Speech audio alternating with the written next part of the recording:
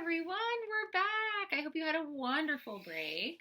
So, before we get to reading, I have with me my rain stick that I made with my yoga club. And please just enjoy the sound of the rain as you inhale deeply through the nose, exhale fully through the mouth.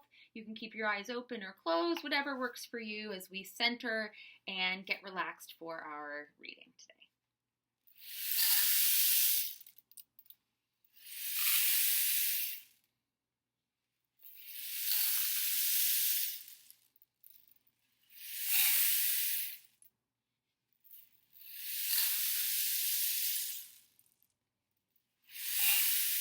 All right. So prior to break, we had read chapters 1 through 3. We were introduced to the main character, Louis, a 10-year-old boy, and he was allowed to keep this ailing donkey. So let's find out what happens with Winslow in chapter 4 called Think Positive. Next door lived Louis's friend Mac, whose father owned the feed store. Louis had been in the feed store many times, helping Mac stock shelves, so he was familiar with the layout. He could direct customers to the cow halters, the livestock feed bins, the portable cages, and tick repellent and vitamin supplements for animals of all types, and books on every kind of farm animal, from pigs to donkeys. Mac was there when Louis and his father arrived. They told him about the donkey and chose a suitable powdered milk formula. A small bag, Louis's father said, because it probably won't live very. Yes, it will, Louis said. Don't say that. Mac recommended a book all about donkeys, but Louis's father said they should get it from the library because, what will we need it for if it, don't say it, think positive. That was pretty much how it was with the few items his father accepted. The smallest bottle, the smallest bag of formula, the tiniest vial of vitamins, the 2-page free pamphlet titled The Newborn Donkey instead of the 200-page book all about donkeys, because he was convinced this would all be wasted on the pitiful donkey. His father did not want to buy a bale of hay for bedding, but Mac's dad offered to throw in a partial bale for free because it had fallen off of someone's truck.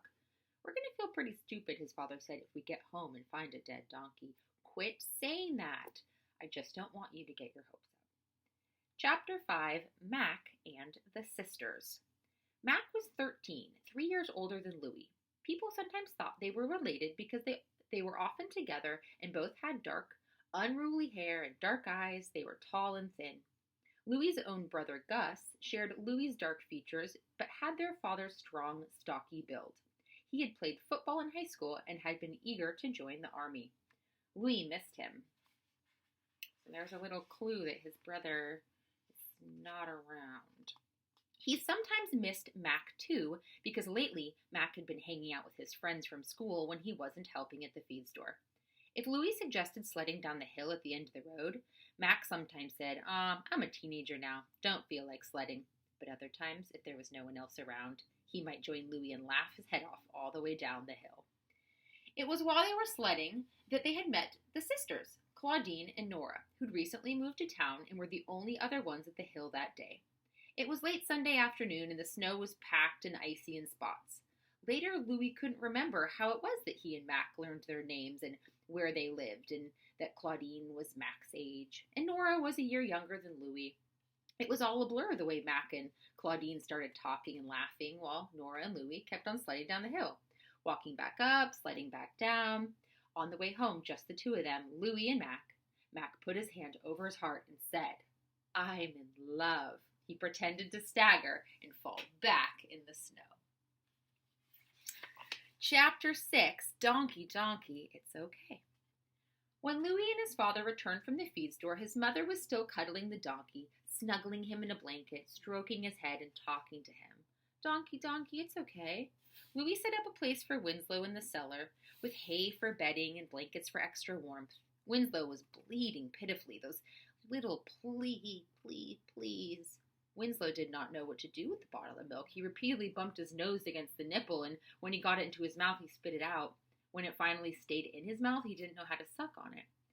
Louis stayed with Winslow, holding him, talking to him, petting him, coaxing him to drink. He dripped milk onto his finger and slipped his finger into Winslow's mouth. Winslow sucked on it eagerly. Louis repeated that until Winslow accepted the bottle. Success! But it had taken 2 hours to coax an ounce of milk into Winslow, and then Winslow fell asleep. Louis too fell asleep, holding the blanket wrapped, pitiful Winslow. When Louis was born, he was 2 months early and weighed only 3 pounds. He didn't like to see photos of himself from when he was such a scrawny bird-like thing, hooked onto tubes and hoses in an incubator. He looked helpless. Looks like Louis and Winslow might have a little something in common. Sometimes Louis thought that he could remember those early days. He knew that was unlikely, but often when he was falling asleep or waking up, he felt as if he'd been gasping for breath, and then suddenly his mouth opened wide and a rush of cool, clean air came in, and he expanded like a balloon, and he floated up and out of the incubator and into the world. And such a world it was, full of blue sky and trees heavy with leaves every shade of green, and birds swooping and diving and chirping, and yellow tulips waving. Louis was thinking about this when he fell asleep holding the pitiful donkey, and when he awoke a few hours later, he felt that rush of cool, clean air. But something was different. He did not feel floaty. There was the donkey, limp against his chest. Louis rubbed him with the blanket, begging Winslow to stay alive. Please, please. Winslow's legs twitched. His eyes opened briefly and then closed again.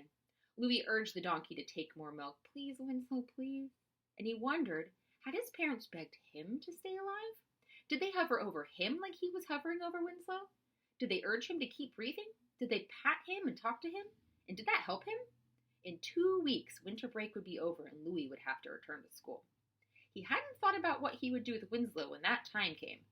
How would he get frequent feedings? His mother said, "Oh, don't worry about that. We don't even know if Winslow will be..." Don't say it. Chapter 7, Avoid the Ball. Louis missed his brother Gus and wished he had not joined the army, even though it was what Gus had most wanted to do and everyone was so proud of him. Okay, that answers some questions. You'll be serving our country, Louis's father had said. Louis hoped he could serve his country too, and he sometimes imagined himself standing on a hilltop guarding the territory. Sometimes his arms were spread wide as if to shield everyone behind him. Was that serving? Gus's favorite sports were basketball, baseball, soccer, and football. And although Gus had tried to interest Louis in these games, Louis gradually understood that he did not have Gus's natural talent. He was particularly wary of sports that involved balls. When he tried to throw, kick, dribble, or bat them, they rarely went where he intended. When someone else threw, kicked, dribbled, or batted a ball, Louis was unable to anticipate where it was aimed. After one especially frustrating soccer practice, Louis's coach said, not unkindly, "Louis, you seem to, avoid the ball?" "Right," Louis said. "When it's coming at me, I don't know where to move. I can't get out of the way." "You're not supposed to get out of the way." "Yes, I am." Maybe sports are not your thing, Louis. Later that night, he asked Gus, "But what is my thing? If it's not sports, then what?" "Don't worry, Louis. You have plenty of time to figure that out." But Louis did worry. He feared that he would never find something he was good at or something he was as passionate about as Gus was about sports. So we're going to stop there. And for your response, I don't know, maybe tell me how you feel about sports or what you think is going to happen with Winslow.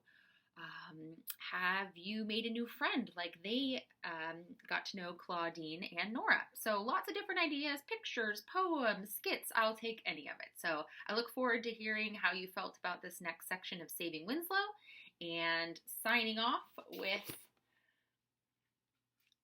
this one saying thanks for listening.